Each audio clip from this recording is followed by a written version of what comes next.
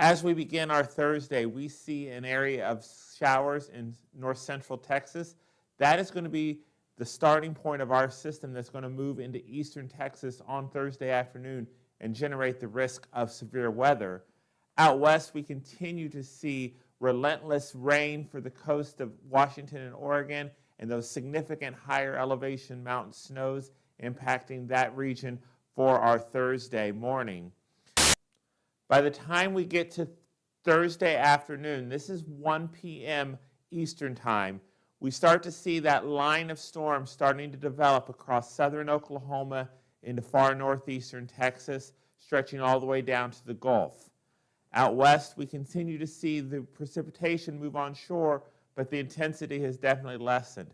So our focus now is going to turn to the threat of severe weather from Oklahoma, Texas, Louisiana, into southwestern Arkansas. This is one of the tools that we use here at the Weather Farm to assess the potential for severe weather.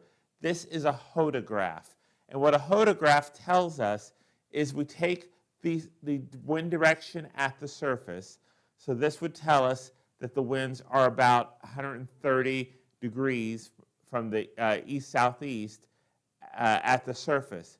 1 kilometer up, they're generally in the same direction. But 2 kilometers up, they've switched to the southeast. 3 kilometers high, they're southerly winds. 4 kilometers, 5 kilometers, and 6 kilometers. The further out we go, the faster the winds. So as we get out to 5 kilometers, we see that the wind is moving 20 meters per second. We get out to 6 kilometers, it's moving at a 30 meters per second rate. And what a hodograph tells us is when we see this circular clockwise rotation of the wind speed as the wind speed changes direction with height. So when we see that clockwise rotation, that's an indication that there is spin in the atmosphere. The greater this spin, we measure in terms of shear. So you may have heard me talk about the shear. So we look at the 0 to 6 kilometer shear vector, and we measure that to determine the amount of rotation in the levels of the atmosphere. All of these things come into play to determine where we think severe weather might be happening for our weather. So when we look at this on a map, we put all the hodographs together. That's what all these small circles are and the little directionals. We also measure the surface-based CAPE, the amount of potential energy in the atmosphere.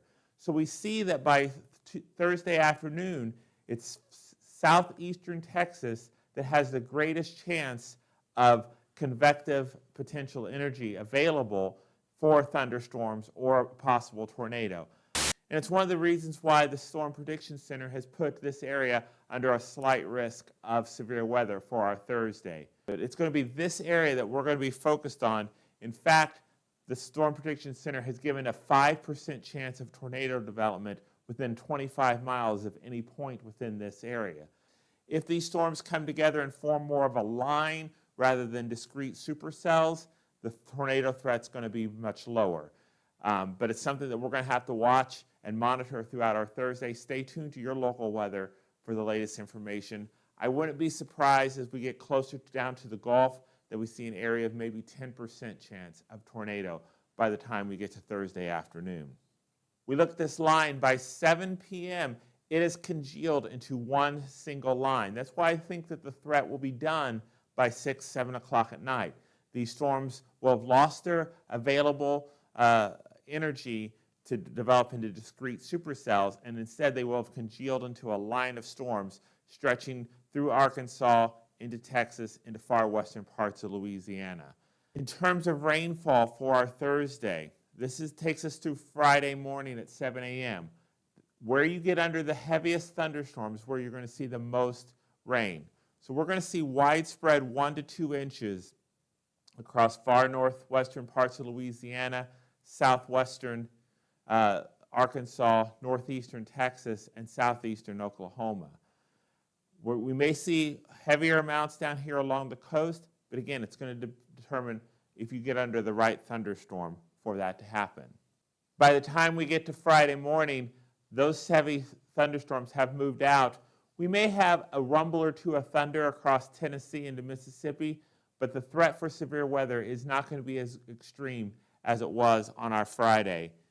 In fact, the Storm Prediction Center has a marginal risk even further south into Louisiana and Mississippi on our Friday, as we don't expect significant severe weather across this area. Looking back out west in terms of that rainfall with the atmospheric river coming on shore, by the time we get through the weekend, we're going to have another one coming through on Saturday. We're going to see widespread 5 to 7 inches, localized 10-inch plus amounts along the coast. As we move inland, that's going to be more in the snow, especially in those higher elevations. We're still going to see 1 to 2 inches of liquid precipitation. That's going to amount to 2 to 3 feet of snow. In fact, we see this here with our snowfall map. Those pinks represent 3 to 4 feet of snow, the purples 1 to 2 feet. And this is really where the snowfall is going to happen through the weekend. East of the Rockies, we're not going to see much snowfall, but the bulk majority is going to be out west where we're going to see the significant snowfall. That's because we're going to have above normal temperatures across most of the eastern 2/3 of the United States for our weekend. But let's put all of our weather maps into motion. So again, we're going to watch this development of storms across Oklahoma and Texas moving into Louisiana. As we watch the Pacific Northwest for another atmospheric river to continue to pelt that area. This line of storms does continue to move east. We do get a little bit of moisture here across Michigan for our Saturday into Sunday. There's that snow that could clip Minnesota. And we watch again as we move towards New Year's Eve, another system potentially moving its way across the southeast through Tennessee and the lower Dixie Valley, bringing heavy rain for that area. Out west, we continue to monitor the snowfall across Idaho, Montana, and Colorado. As we watch a low start to dip here across the Central Plains on our New Year's Eve, it will bring rain as temperatures will still be very warm, but we do see those colder temperatures starting to make their way into the Central Plains and Northwest by the time we get to New Year's Day. As we begin the first couple of days, we continue to see more rain and snow out west. We do see a low clipper system clipping the northeast by the time we get to January 2nd. Speaking of those warm temperatures, we're going to have widespread 50s and 60s, even 70s along the coast. We'll be reaching mid-80s in far southern Texas. If we look across this map, we don't really see a lot of cold air. We see 30s and 40s across the Intermountain West. We're going to see 40s into the North Dakota, maybe near freezing along the Canadian border. 20s across parts of Maine. No real significant cold weather. The same thing will hold true for Sunday, albeit a few degrees colder, especially here in the Northeast. We're going to see temperatures near about 10 degrees above seasonal norms. But we look north into parts of Saskatchewan, we start to see colder air making a presence and spilling into North Dakota. And those mid-80s that were in far southern Texas, they've been pushed further south. We have generally 70s and 80s to end our Christmas weekend. As we end 2024, we're going to see that low that's going to make its way out of the Rockies. Again, this isn't normal. Most of our systems do dive out of Canada this time of the year. So we're seeing this pattern of low after low coming out of the Rockies and making their way across the United States. We have a pretty zonal flow to end 2024. But it's this system, this area of this trough in the atmosphere at the 500 millibar level that starts to dig the first couple of days across the eastern half of the United States. We see a high pressure building towards Greenland. We also see a high off the coast of Alaska. That's going to allow colder air to spill into the eastern half of the United States for the first 2 or 3 days of January. We're going to see a brief warm-up about the 4th through the 5th, and then we're going to see another reinforcing jolt of Arctic air waiting for the eastern half of the United States. In terms of our temperature anomalies, this is the 850 millibar map. Again, to end 2024, it's going to support that pattern we just saw on the 500 millibar chart. Warmth across the eastern half of the United States to end 2024. We start to see those colder temperatures starting to filter in across the Canadian provinces and then into the northern plains and into the Rockies. That starts to move east on our New Year's Day, with the core of the cold still across parts of British Columbia and Alberta into Montana. We're going to get that first jab of below normal temperatures, but out west we see ridging happening, bringing above normal temperatures again as that cold air moves east. A second, more potent batch of Arctic air builds across the Canadian provinces as we enter the 4th and 5th of January. All of this colder than normal temperatures is supported by the Climate Prediction Center, who's issued a below normal outlook for the 2nd through the 8th of January for most of the eastern half of the United States. The far north New England, temperatures will be above normal there. Out west, as we have that trough digging across the eastern half, we're going to have ridging out west. That's going to bring above normal temperatures for those areas. A quiet week of weather ends 2024, but our sights are set on the Arctic outbreak and snowfall to start 2025. We have the details and more next at the Weather Farm. Hi, I'm meteorologist Christopher Hale. We have a quiet week to end 2024 compared to the record number of tornadoes we saw over the weekend across the southeast, but we are looking towards the Arctic blast and the snowstorms that are set to impact the eastern half of the United States to begin our 2025. We have the latest model runs and the latest model analysis. So let's dive into the details and see what's happened over the last 3 days as we set up this Arctic blast to begin the new year. So starting for our Monday, we will have an area of low pressure that is centered over the Central Plains. It is going to bring snow to Nebraska and through the Dakotas back into Montana. This is going to continue to move to the east, bringing a general light amount of 2 to 5 inches across most of the northern plains into Iowa. The wind machine and heavy rain that impacted the eastern half of the United States for our Sunday has now moved off into Ontario. All the rain is now moving offshore as we begin our Monday. So the main impacts with this will be continued lake effect snows across parts of Ontario and the high wind associated with it. And out west, we see an end to those atmospheric rivers that we saw all of last week as high pressure starts to move in across parts of Oregon. We do see a couple of area of low pressures that are moving. That system that brought the snows to the Central Plains has now moved into the Ohio Valley and is going to bring a mix of rain and then snows farther north. Chicago, you could be seeing some snows, as well as southern Michigan and northern Indiana as we begin our New Year's Eve, but that is going to continue to also move east. That system, again, we talked about on Sunday and Monday, that's moving now up towards Hudson Bay, continuing to bring snow across the Canadian province. So let's take a look at what's going to change.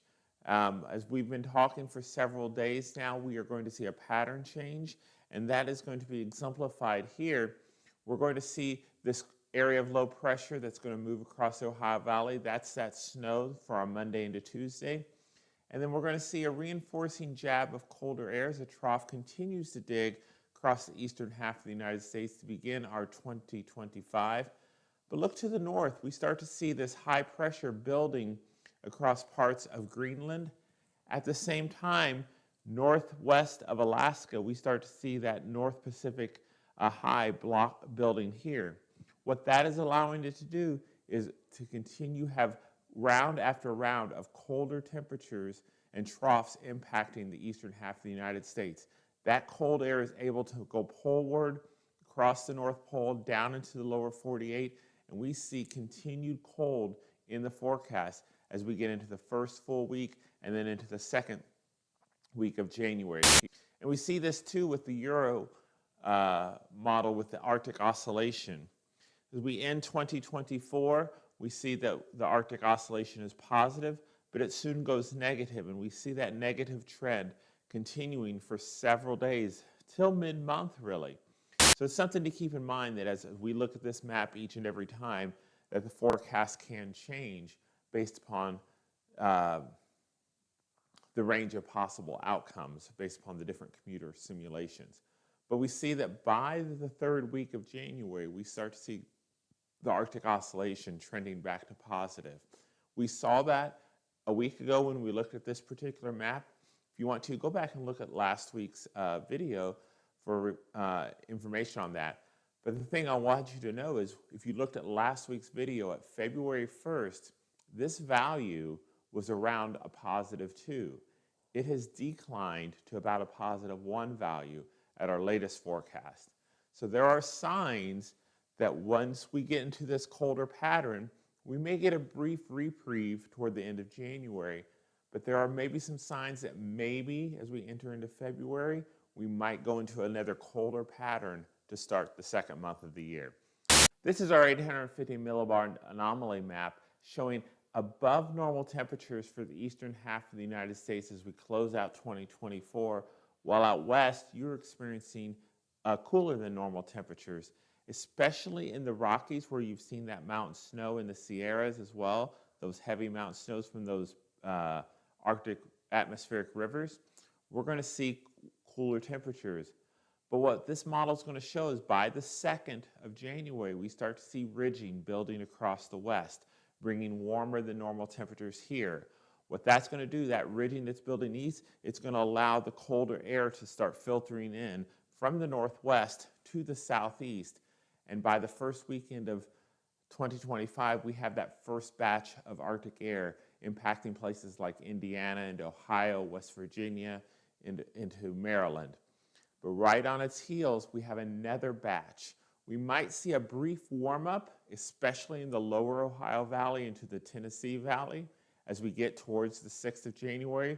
But right behind it, we have an even larger area, and this is a more potent brand of Arctic air. It's going to spill across the Central Plains, even down into Texas by this particular model as it makes its way east. And this one's going to be a little bit more long-lived as it's going to make its way all the way down toward the Florida coast. Now, I do think this particular model is overdoing the extent of how far south the Arctic air will go. But look, as we get to the 10th and the 11th, this is when we think the core of the cold will hit. This particular model wants to take the core of the cold all the way down into the Tennessee Valley by the 10th, 11th, and 12th. And it's going to stay around for several days. We're now at the 13th of January, and the eastern half of the United States is still experiencing above normal or below normal temperatures. So let's put all that into motion. Let's look at our week of weather. Here's the snow for our Monday, making its way out of Nebraska into Iowa. As it makes its way east, it's going to run into slightly warmer air. That snow will change to rain. But on the backside, we could see some snow for our New Year's Day. We'll have some precipitation making its way onshore with rain along the coast and snows in the higher elevations out west. And in the northeast, we're going to see some snow showers to begin 2025. But it is going to be that pattern and what sets up out west as we see this low start to develop somewhere in the Rockies, and it could bring a significant snowstorm to some part of the United States. In terms of our rainfall, as we make our way towards that first weekend of January, we're going to see generally light amounts of precipitation across the eastern half of the United States. And then this precipitation out across New England is really related to what's going to fall on our Monday as that system makes its way offshore. We're going to see, again, a chance of heavy precipitation along the coast as another system makes its way onshore by the time we get to the end of this coming work week. 2 to 4 inches are going to be likely. As we make our way into the higher elevations, that's where we're going to see the higher snowfall totals. And we see that here across the Sierras and the Cascades. 2 to 3 feet of snow is likely. The higher elevations of Montana and Idaho, 18 inches is likely. Out west, or as we move east, here's the snow through South Dakota and Nebraska. Again, a general light amount, 2 to 5 inches is likely. And then across parts of Ontario. And again, as we get into Canada, just east of Hudson Bay, again, still relatively warm for this time of the year. We could easily see 18 to 24 inches across parts of Ontario into far western Quebec. One thing I do want to notice is this is something that the Climate Prediction Center is starting to put out in advance of what they believe could be some heavy snow event or significant weather.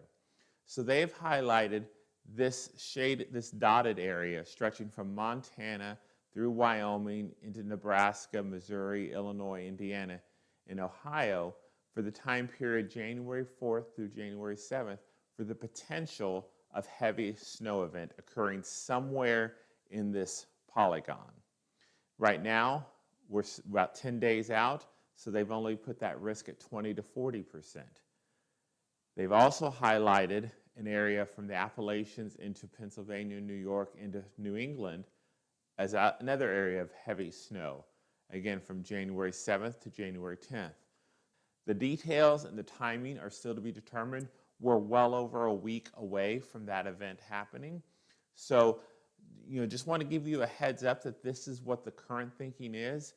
And one of the things that you may be seeing on social media is there may be maps that are being posted showing significant amounts of snow.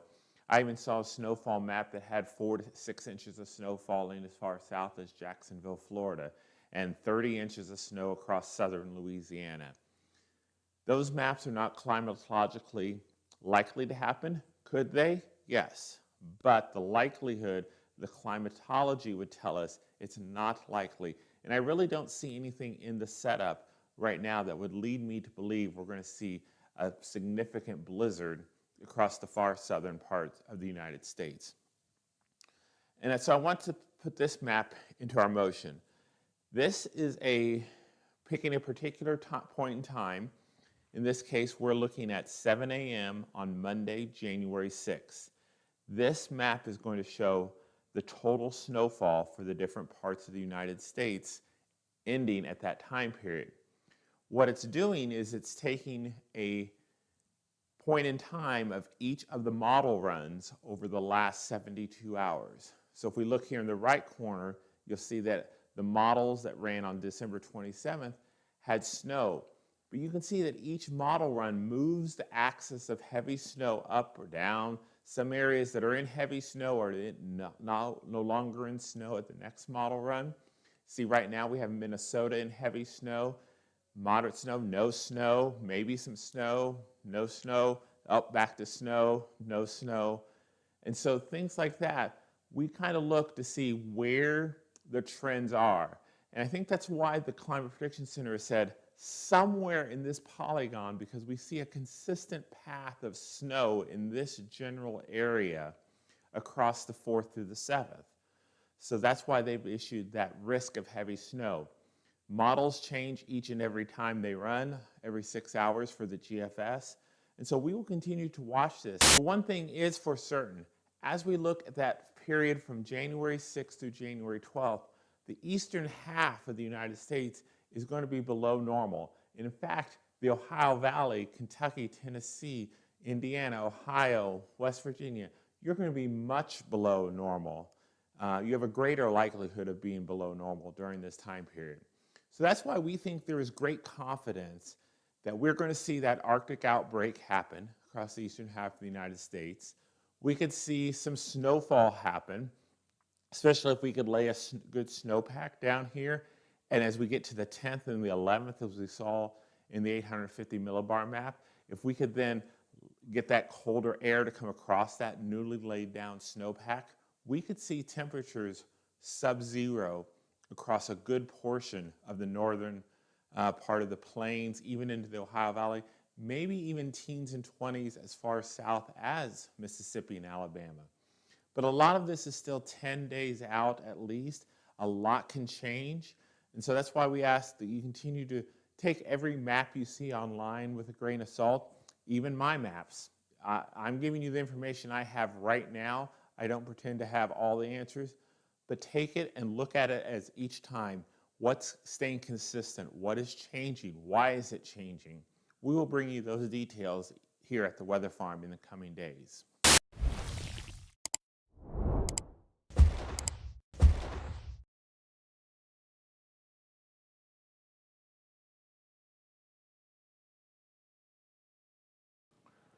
Welcome to the Weather Farm. I'm meteorologist Christopher Hale. We're first going to take a look at our weather map for our Thursday morning.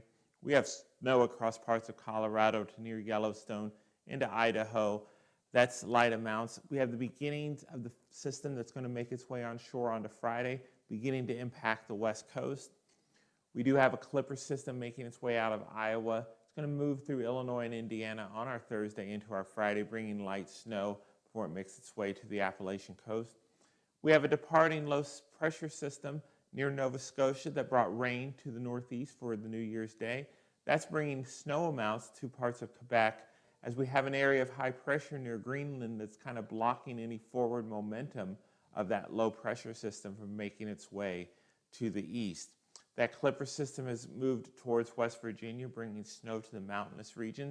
We're going to have snow in those higher elevations, but if you notice the 500 millibar contour lines, these, when they're red, that means temperatures at the 500 millibar level are above 0 degrees Celsius. So we're going to have warm air. So those snow levels may rise to about 3,000 or 4,000 feet in some locations. So we're going to have to watch that for the amount of snow.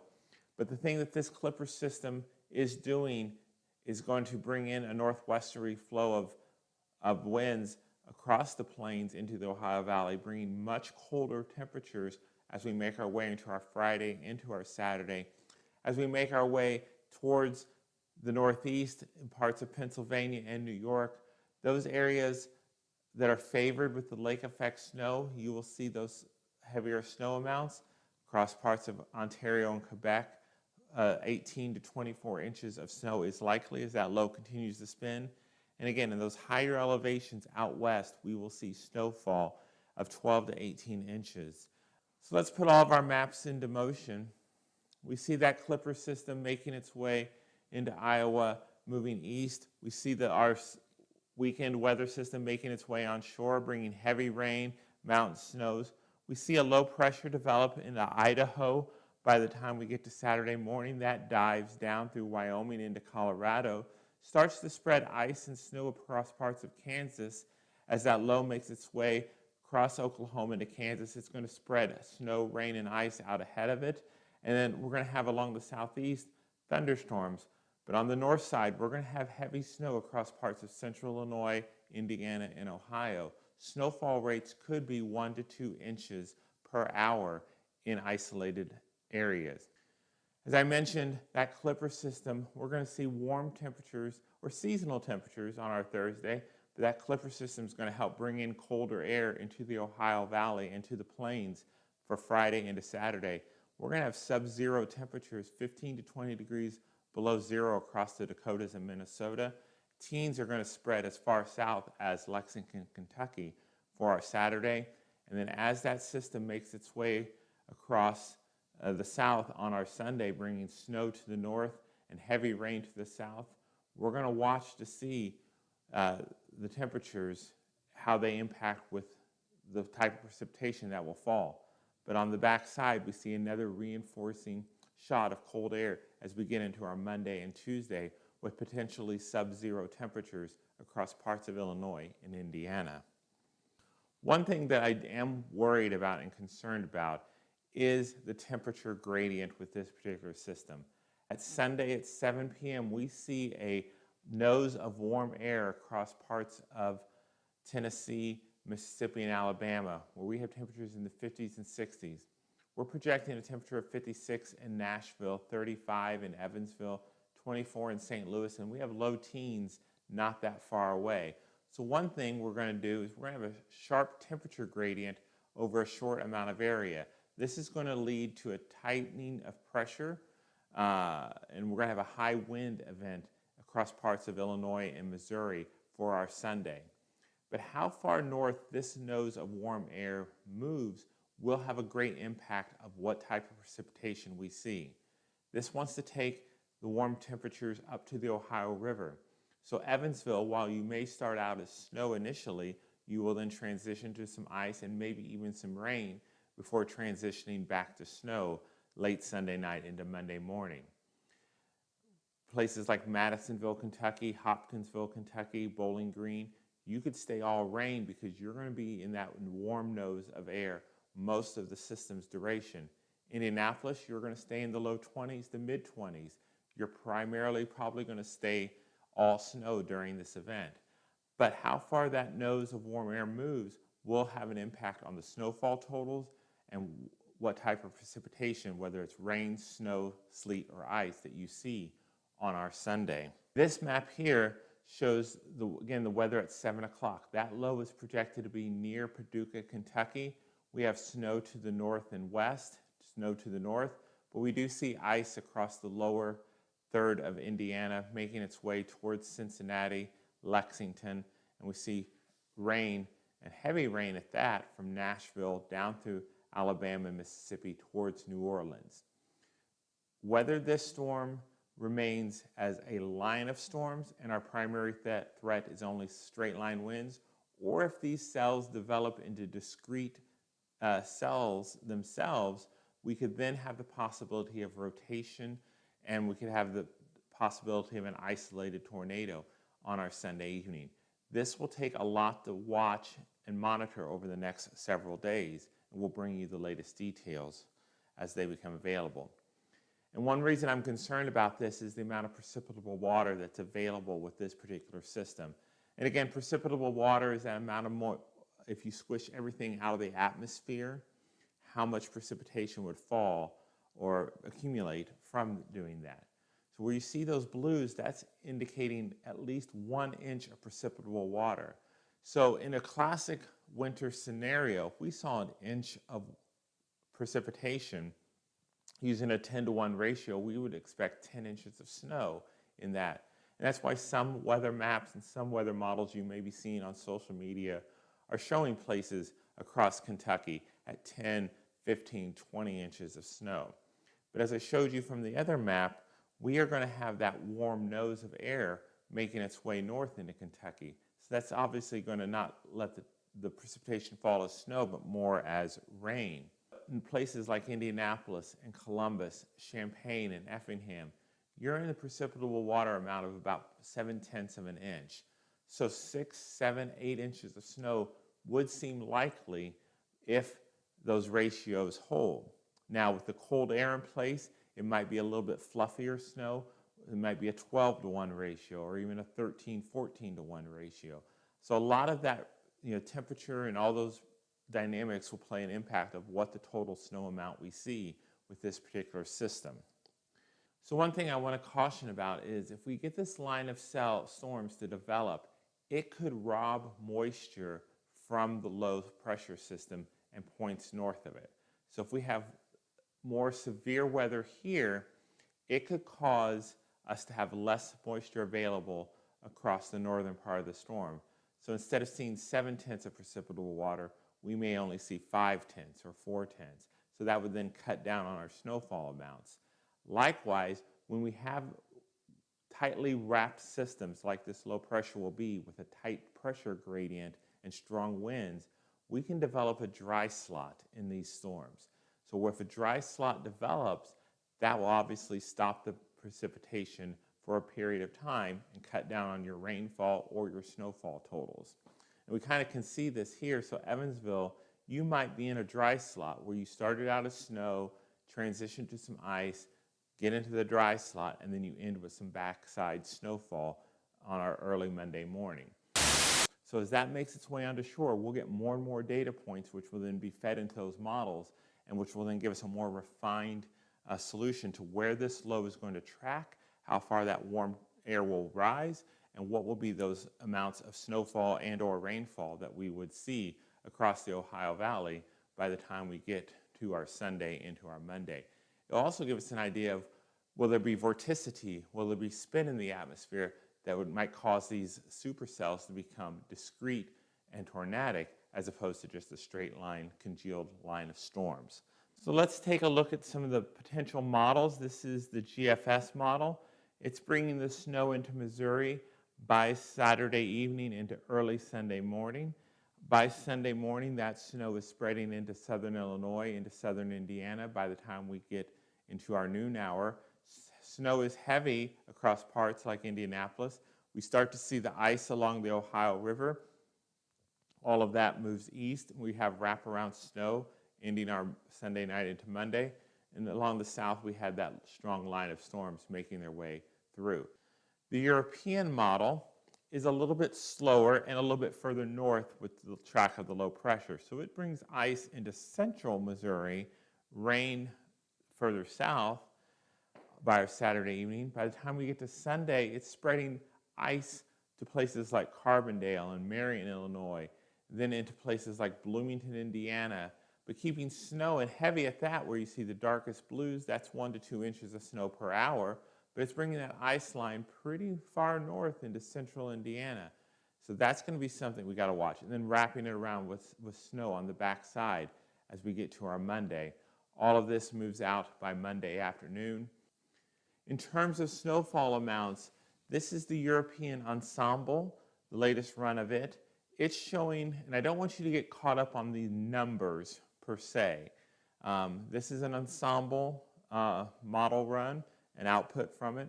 And so what the ensemble does is it takes 51 different models and it takes all the different data points and different mathematical formula and runs them through the computers every 6 hours and spits out a result. All 51 of those results are then averaged together to give us an ensemble average. And so what this is really used for is to tell us where do we think the heaviest snow, the heaviest rain, the warmest temperatures, the coldest temperatures, where do we think that will set up? And so what this tells us is that we will see the heaviest snowfall across central Illinois, places like Effingham, Champaign, towards Indianapolis, towards Columbus, Ohio, and out towards Pittsburgh. Further south, because there's so much variability on how far north that warm air makes it, how much of a dry slot works in, where does the ice set up, which will obviously limit your snowfall amount. We see a sharp snowfall gradient just south of that heavy snow area. So we have good confidence, or growing confidence, in a heavy snow event somewhere in this area of Illinois, Indiana, and Ohio. It could move north or south by 50 to 100 miles over the next several model runs.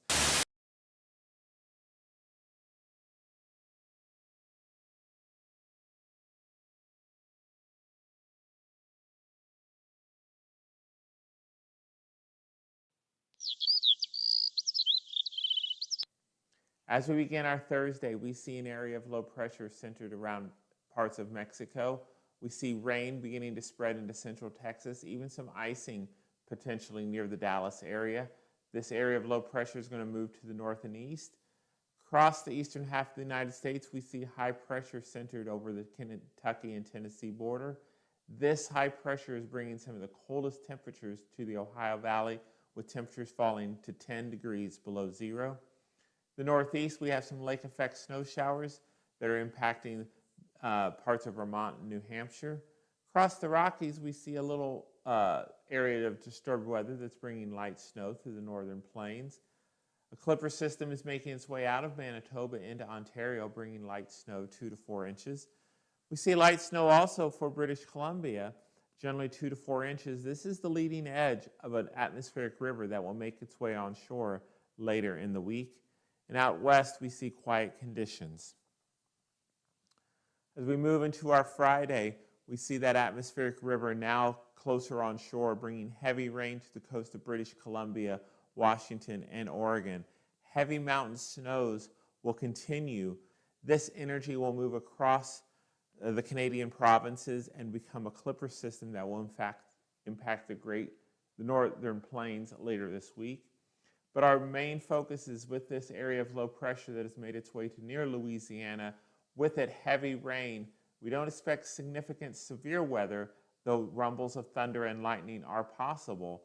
The main issue is going to be the ice and the heavy snow to areas of the country that are not accustomed to dealing with a lot of snow. We could see snowfall rates in these darker blue areas of 1 to 2 inches per hour of snowfall for several hours as this system makes its way through Arkansas into Tennessee. This area of high pressure that is centered over West Virginia is a driving mechanism. Earlier in the week, we thought that this low pressure system would make its way up the coast and become a bomb cyclone, a nor'easter. This area of high pressure is going to help steer it towards Virginia and off the coast. So as we begin Thursday, we're going to see ice and rain and snow making its way across Texas into Thursday. By the time we get to Friday, that's making its way into Arkansas. Rain for most of Louisiana and the southern half of Mississippi, but snow is going to make its way by the time we get to Friday afternoon into parts of Tennessee.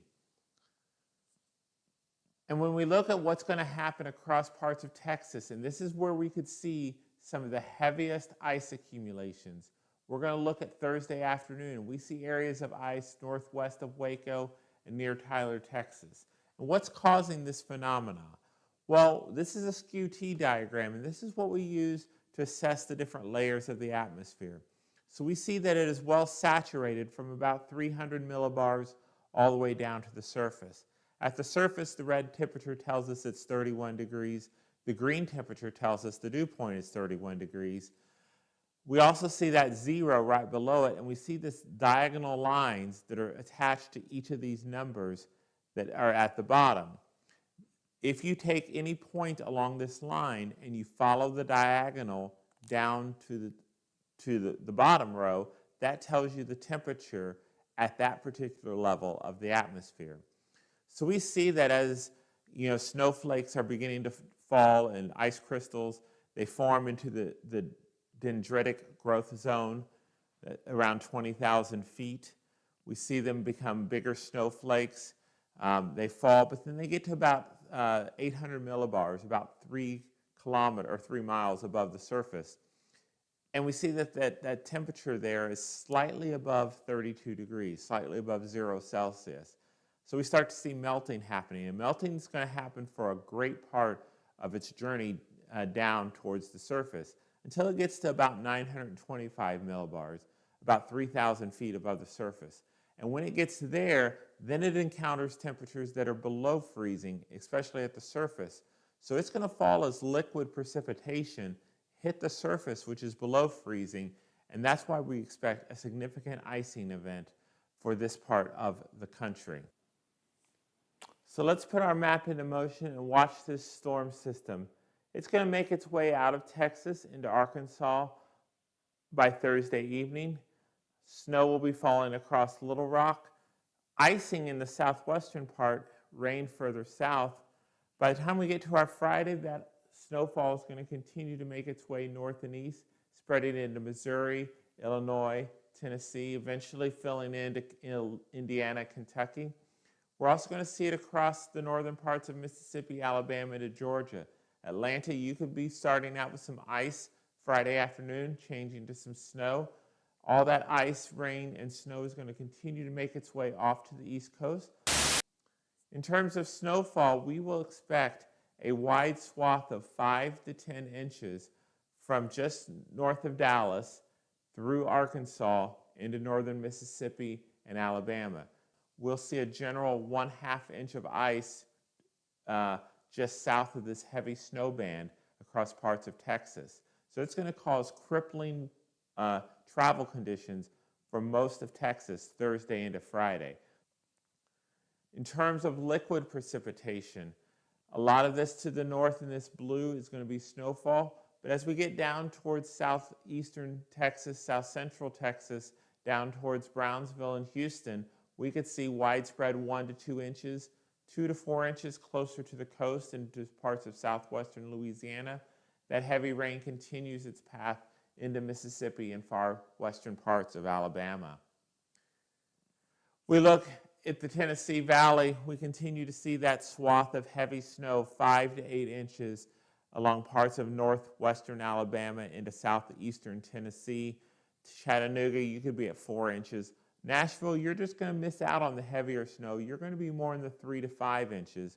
Wide swath of 1 to 4 inches across parts of Ohio, Indiana, Illinois, and Kentucky. And as this system makes its way towards the east, it's going to kind of lose a little bit of its steam, but it could still bring 3 to 6 inches across parts of southern Virginia by the time we get to Saturday afternoon. That area of low pressure, it's going to make its way north and east. We have the low clipper system making its way across Hudson Bay, across parts of Alberta and Saskatchewan. That atmospheric river is going to bring snow to the Rockies, and a low clipper system is going to develop out of it. It's going to dive across the northern Great Plains as we make our way into Sunday. High pressure is going to be in control After that, for the most of the United States, we're going to have generally quiet conditions. It is not until we get to the point about this time next week that we start to see a heavy rain swath from Texas, the Gulf, all the way up into Illinois, and then behind it, heavy snow. And we see a trough digging across the eastern third of the United States. This trough is going to bring some of the coldest weather that we have seen potentially in 10 years to the eastern third of the United States. In fact, one particular model has temperatures 20 to 30 degrees below seasonal norms all the way from North Dakota through Wisconsin and Minnesota, approaching 40 and 50 degrees below seasonal norms across parts of the Ohio Valley into West Virginia. And in this part of the country, 40 to 50 degrees below seasonal norms puts temperatures, by the time we get to Wednesday, January 22nd, in the early morning, somewhere around 15 to 20 degrees below zero. If you remember on our Wednesday video, we did talk about the ridging that is going on up across parts of Alaska, where temperatures are going to change by about 75 degrees over a 48-hour period.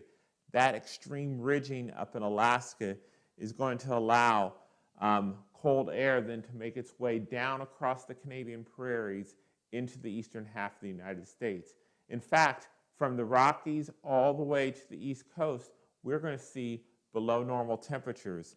So as we get to that third week of January, we're going to see a widespread cold pattern for the lower 48. We can see that plume of smoke from those fires in Southern California just outside Los Angeles. We see that plume of smoke moving in a southwesterly direction. And that's not normal. And the reason that this is happening is because we had an area of low pressure over southwestern Arizona.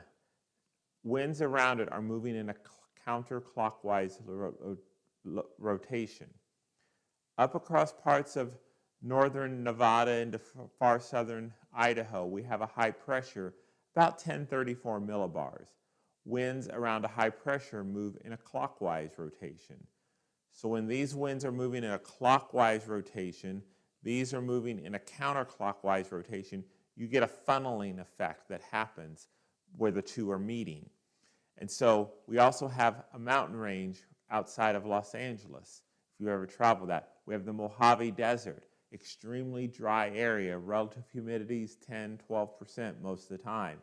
So you get a funneling of winds, which increases the wind speed, coming across a desert, picking up very little moisture, going to the mountains, and then on the other side coming down the mountains. And when air comes down a mountainside, it compresses and it warms and it dries out. So air that had very little moisture to begin with is getting even drier as it comes down the other side of the mountains into the greater Los Angeles area.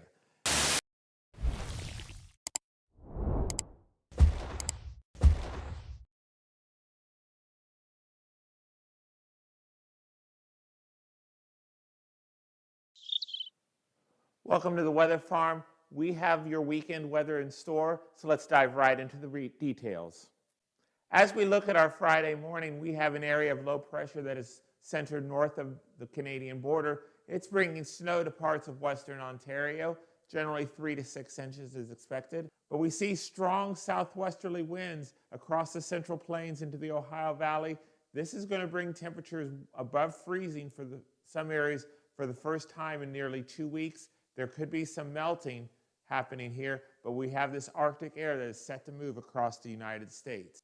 As we make our way into our Saturday morning, that Arctic air is definitely on the move, and it has brought rain to places through Illinois to Indiana, and by Saturday morning, you could be changing over to snow to places like Indianapolis, to Columbus, up to Cleveland, down south along the Mississippi and Alabama into Georgia, we have heavy rain.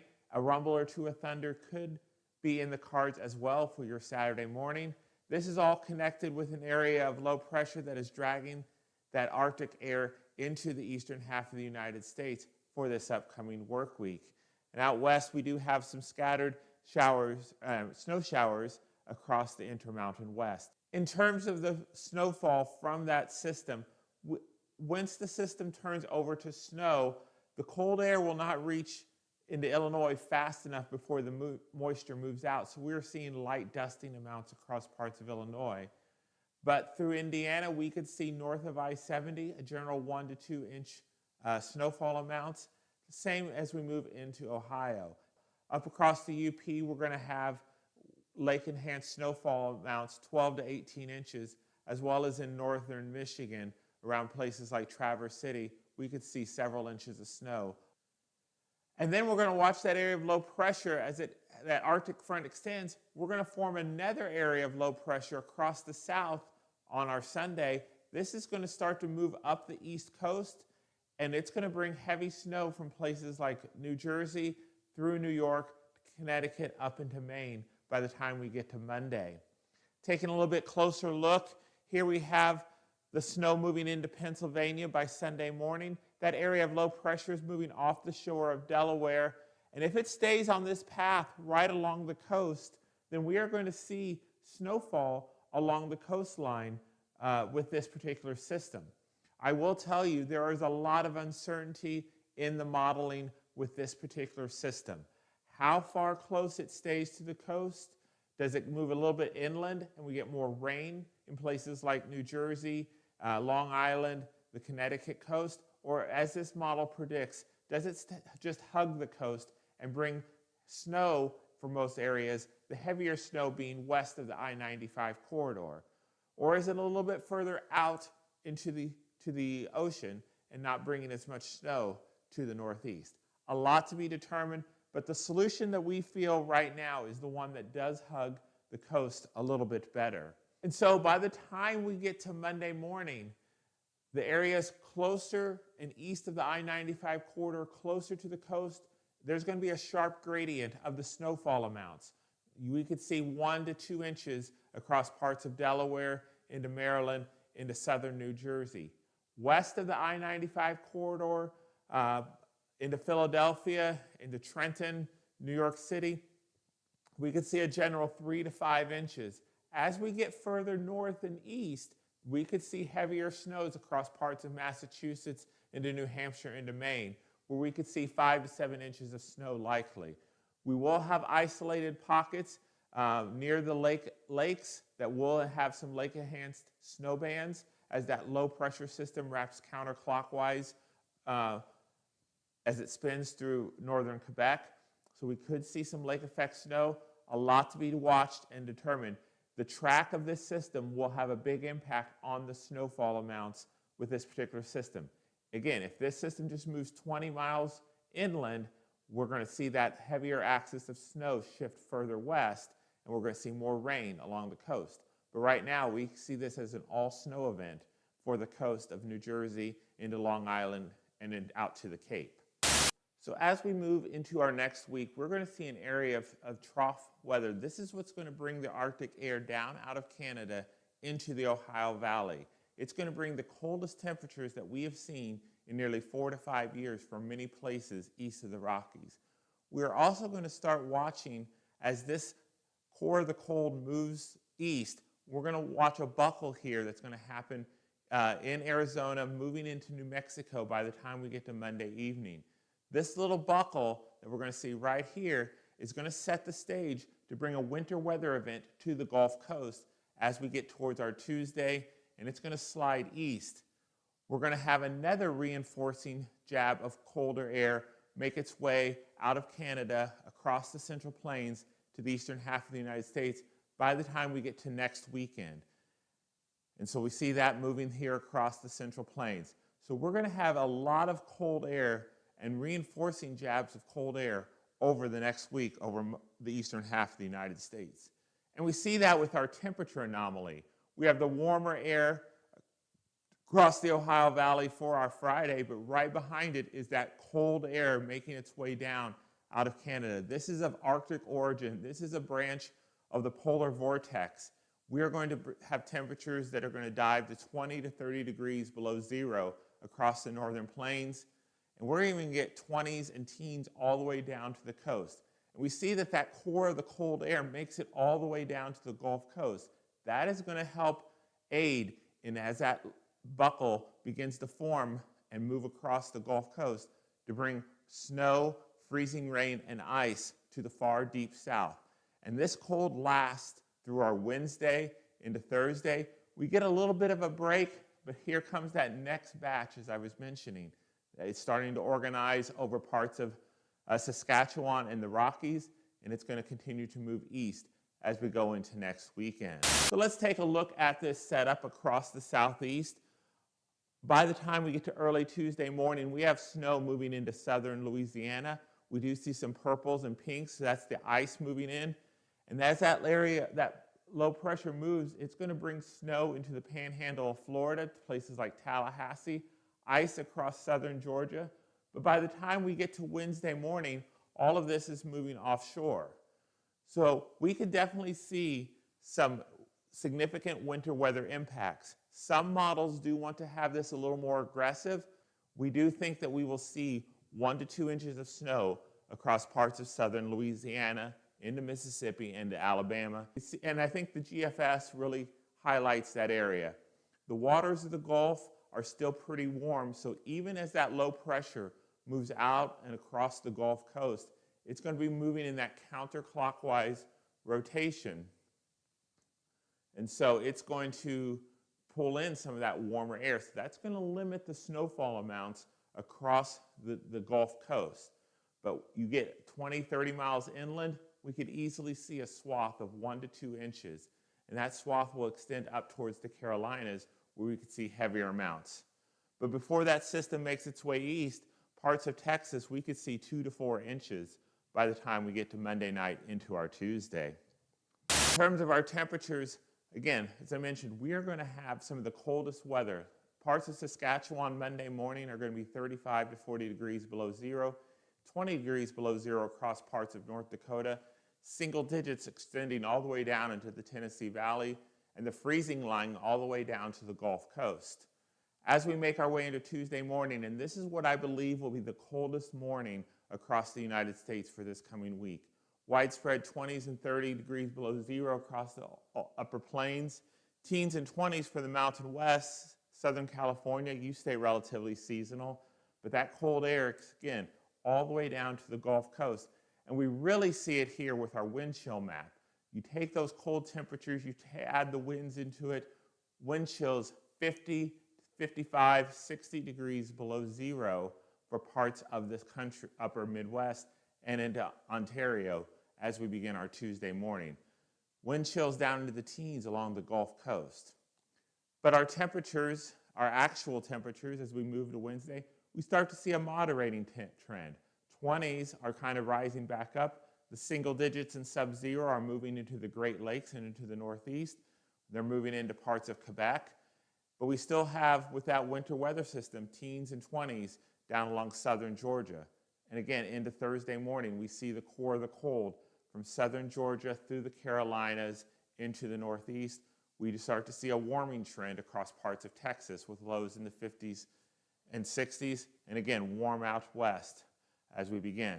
But signs of that next Arctic blast are already beginning to take shape as we look into our Friday morning lows with widespread sub-zero temperatures across Montana and the Dakotas. They're going to make their way east for that upcoming weekend.